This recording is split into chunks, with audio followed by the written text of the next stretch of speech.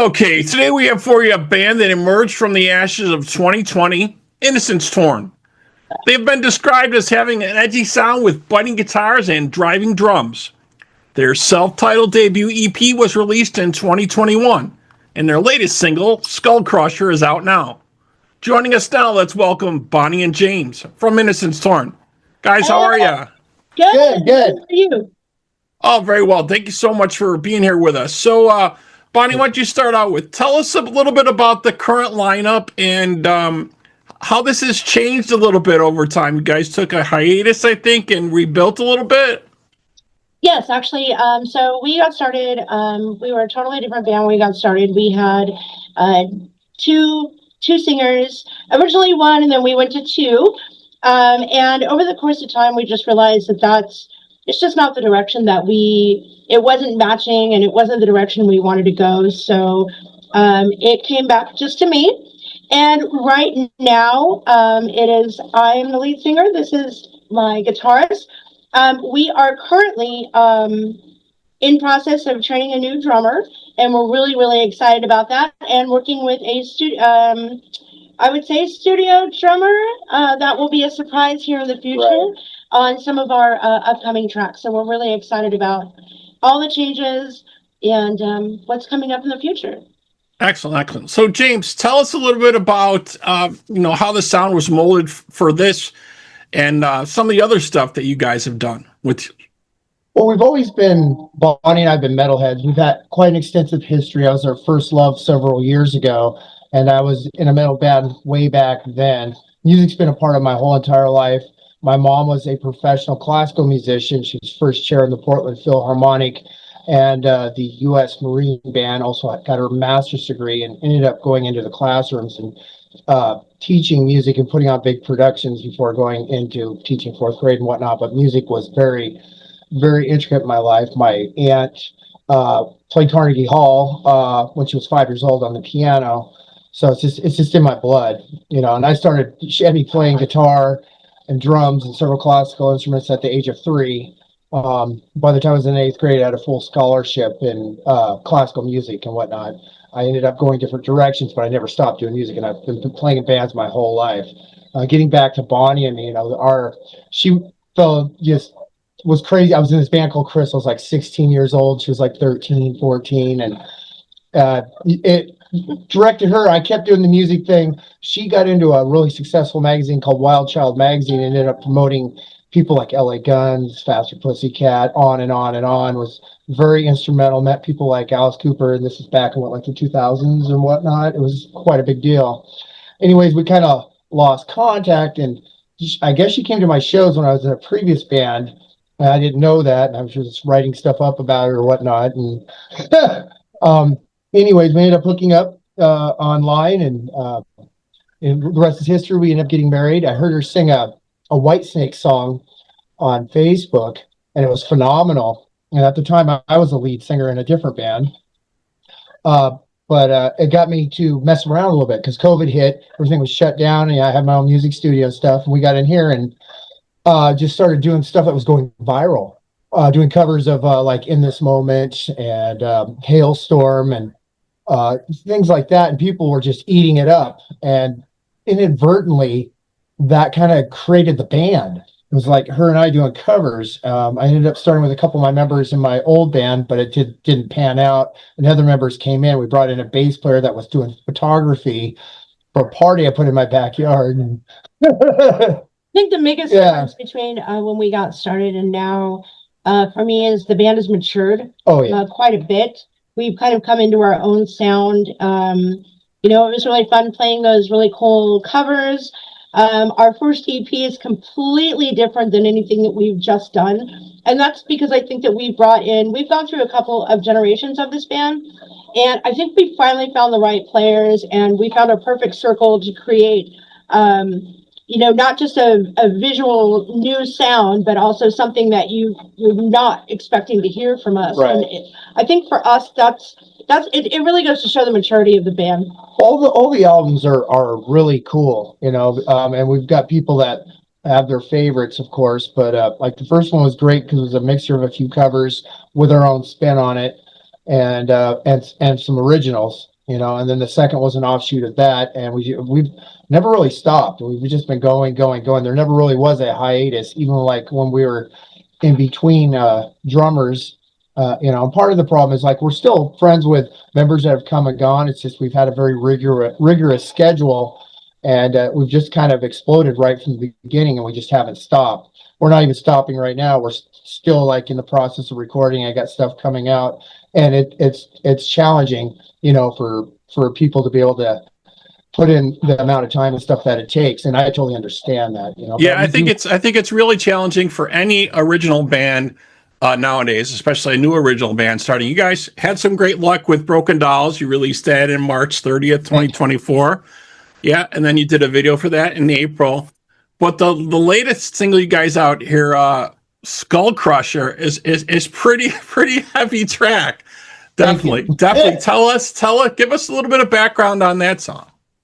Well, I think it was one night where I got really, really frustrated just, watching things on social media. I started really, it's really hard for a vocalist to tell their band exactly what's going on in their head when they're creating a song for them. And so when I brought this, at first they were like, oh God, I don't know what the hell she's talking about. And then, the more and more I kept kind of pushing at this, it was really, really about having things just slammed in your head all the time, somebody else's idea of maybe who you are, what you're supposed to be on social media. Those kind of things. And I really wanted to kind of get that out. Well, it took me some time, but this is more the sound I was trying to project to the band. Right from the beginning. From day one of the band. But, I guess sometimes you have to, you have to work back and forth with your bandmates to try to. We got to bring Brian Dietrich, our other guitarist, also. The more we've collaborated together, the more crazy it's gotten. And being guitarists, I naturally just want to shred all the time, and he's a shredder himself, so it's kind of evolved that way. And we've always wanted things hard and fast, but we're trying to find something that can get radio play too, if it was right. You got to have that kind of mixture, right? And now it's kind of a very changing type of time, especially with you brought up radio, and now there's internet radio. My show is on Rock Rage Radio every Saturday at 10 a.m. Eastern. That's this will be on also coming up. But it's such a different animal now than it used to be back in the day, right? You go to your radio and you'd hear that new song or your hit song, and that's where you got it from, your favorite local station, right? And you depended on those folks to give you the new music coming out, Now it's everywhere. Now it's on Spotify, now it's streaming, or maybe it's on the artist's website, it's kind of there's not that centralized location, But I do like the internet radio thing because I think it broadens that scope a lot, right? There's so much new music coming out on internet radio. I don't think people realize that. Yeah, and I really think that it bridges countries because, it's really, back in the day, it was really difficult for, anyone in an indie band to be able to share to people over in Sweden. And now we just, get online and be able to share that music together. For me, it just kind of bridges, like-minded metalheads all over the world. And so it's brilliant with that. It's a lot easier to communicate. People have stumbled across us overseas. Actually, some of our strongest followings are like in the UK. Just crazy things. Like we played at the Whiskey A Go-Go, and the Airbnb we were staying at was filled with like 20 plus kids from like the UK and Germany and all through there that were like foreign exchange students. And we came and we're all dolled up in our stage gear, and they're like, who the fudge? I don't know if I can cuss, but they were just blown away by the way they looked. And we did a show at the Orange County Fair. That's right. We were double dutying it. And then we had to get dressed and go to the Whiskey A Go-Go to close out for Stonebreed. And that's when they caught it. And I told them, a couple of our songs. And when we came back at the end of the night, and that was after hanging out with people and stuff at the Rainbow and doing that, they come running out there. The kid, he's got his accent. This is war. I was just like, this is fucking awesome. And all the kids are out with their favorites. It was like War, Broken, which is one of our slower ones. Like some of the girls and stuff really loved that. Broken Dolls. Those were the three that they loved. And it traveled overseas, and we ended up getting like Miss Hyde and some people over there. And it just kind of snowballed, so it's so weird how it works. Yeah, you guys have definitely had some great shows. I was here going through some of the list here. You did some shows with Warrant, Winger, like Stonebreed, as you mentioned, and Saliva. Bonnie, can you tell us a little bit about any of your memories of any of those shows? Any of the bands you work with? Maybe a good memory, or maybe not a great experience, maybe with some of these bands, right? Maybe. Oh, being the opening act is not an easy thing, right? Actually, the funny part is Awesome. we didn't open for any of them. We were actually direct support, which was really, I mean, you could say opening, but direct support is definitely where we were at. I think the most memorable is that we got to play with Otep at the Whiskey. Oh yeah, that was. And it was a really strange experience because before we even got down there, we were told, don't look at her. She's a stone. Don't talk to her. She's she's really difficult to work with. She's an absolute nightmare monster person. Complete lie. We get to the whiskey, and we know, proper etiquette there. When we were told ahead of time, get our merch out 30 minutes before. What wasn't that kind of thing, which we did. And, we're sitting, we're walking into our green room, and this gal, no taller than me, is just walking around, like holding, shaking hands, like fist bumping people. Give me a hug and gave us a bunch of advice and came in and it was really nice. I am so glad you guys are here tonight. Thank you so much for being here. Their manager brought us a bunch of like Ricky, rocket drumsticks. Well, because he does these managements for all these major artists. So now we got a bunch of merch, like you said, sticks and guitar picks, and even offered to manage us and stuff. So and he hadn't even heard us play it. I think what was really memorable about that is that not only was she really personable, but I started realizing that people were mistaking her for being a big-headed. Well, I was going to say bitch, but I don't know. Or controlling or this or that. And it's not that at all. No. Because she asked for time alone, like a half hour, I think it is, before she goes on stage. And you know what? I'm kind of the same way. I literally love having just some free space, some free time to really just clear my head. Get in the zone. Especially when I was going in front of that crowd. That crowd was insane. Yes. People around the corner. It was so packed out. It was a little frightening. I've seen people where they have come in and they've really said some really bad shit about her. And I did not have that experience at all. Not at all. So I think it was a really good learning lesson for me, to kind of play it by ear and see how. I can attest. I've been blown away by some of, even the bigger the artists, the cooler and more down to earth they've been. Like when we had a thing where we had something what was actually our first thing was supposed to be with Otep, and her brother had passed away.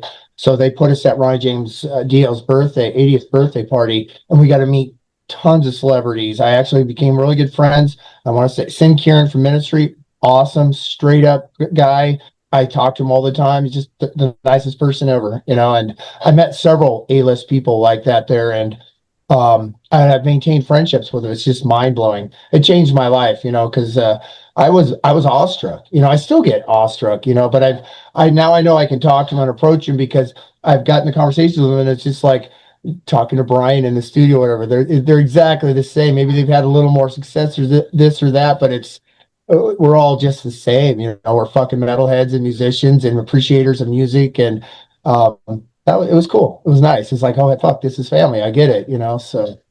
Yeah, that definitely sounds like you guys had some great experiences, and I'm so glad to hear that. You know what I mean? Because sometimes you don't, but like you said, sometimes these people have a reputation that's not correct, right? And a lot of them are very, very supportive of their fans, and they know if it wasn't for the fans, they wouldn't be there. They wouldn't have careers, right?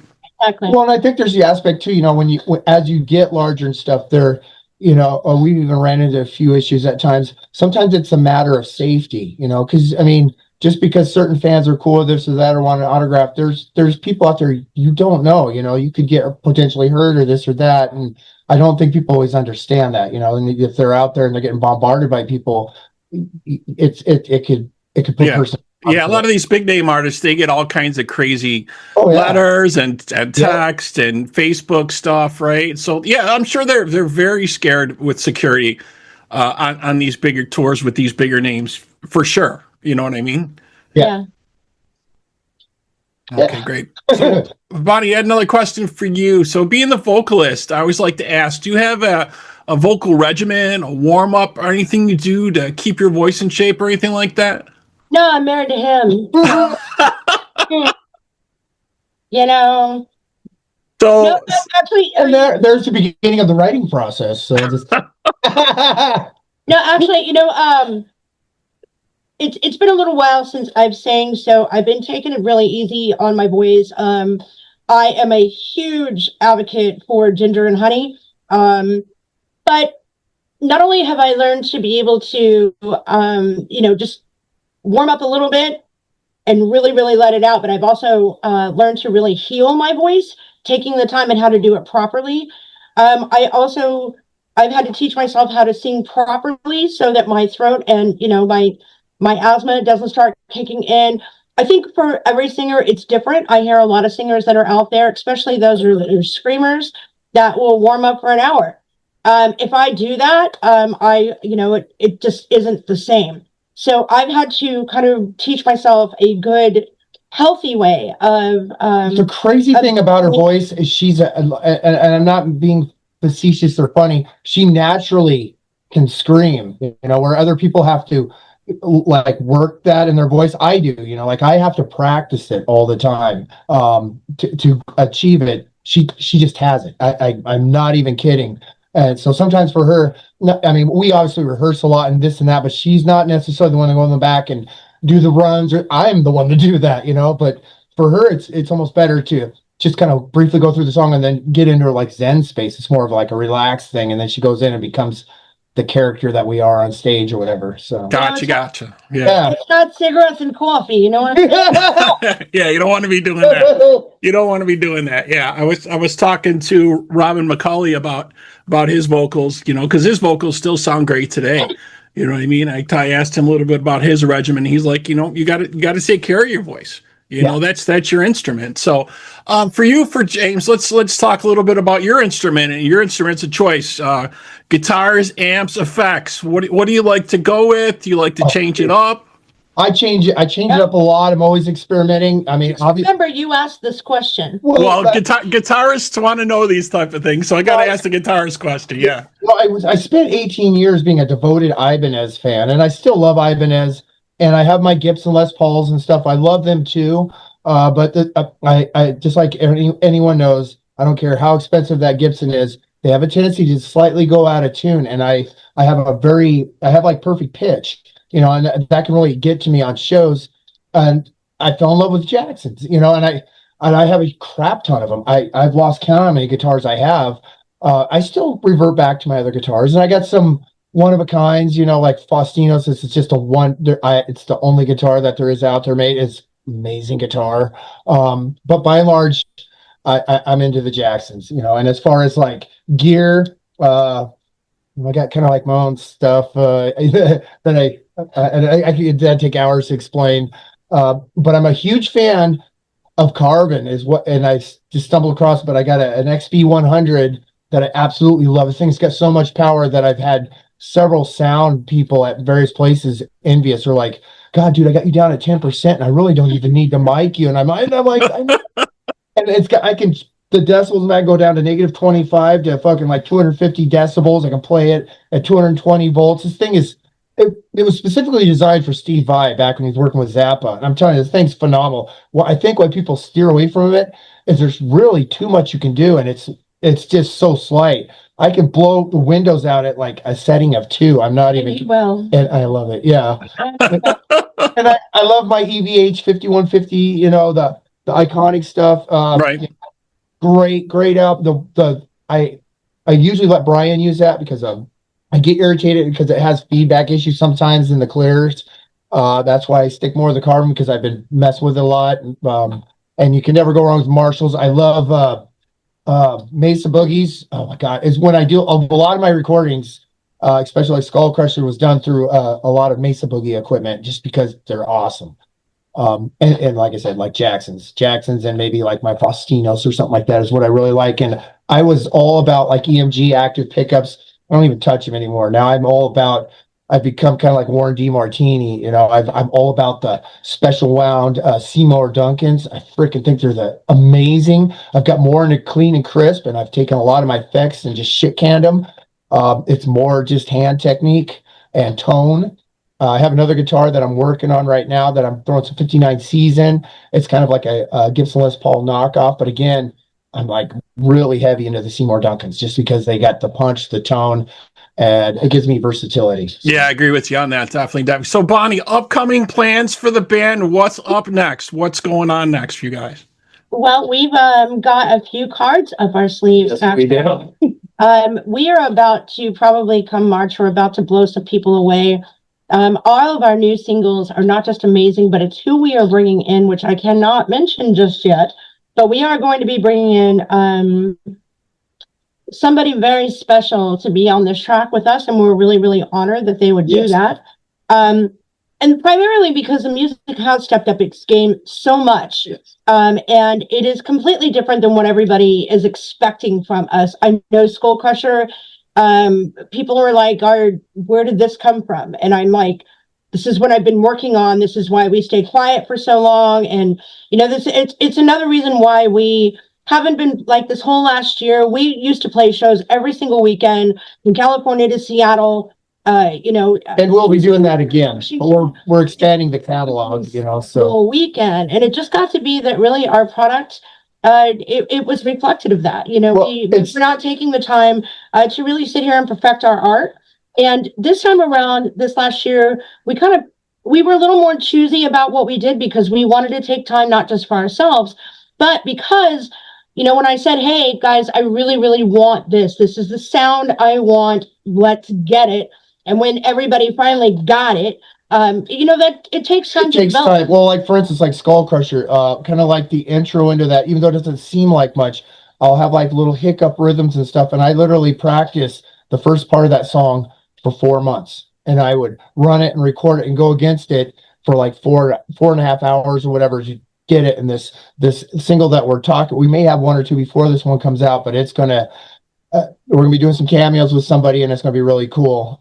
It's definitely got some hooks in it, and I'm putting hours and hours and hours on the most simplistic of stuff. It's so tight even before it goes into recording, but it makes a big difference. Yeah. All right, very, very cool. We look forward to all that news and what's going on with you folks. Please keep us in the loop and let us know. All right.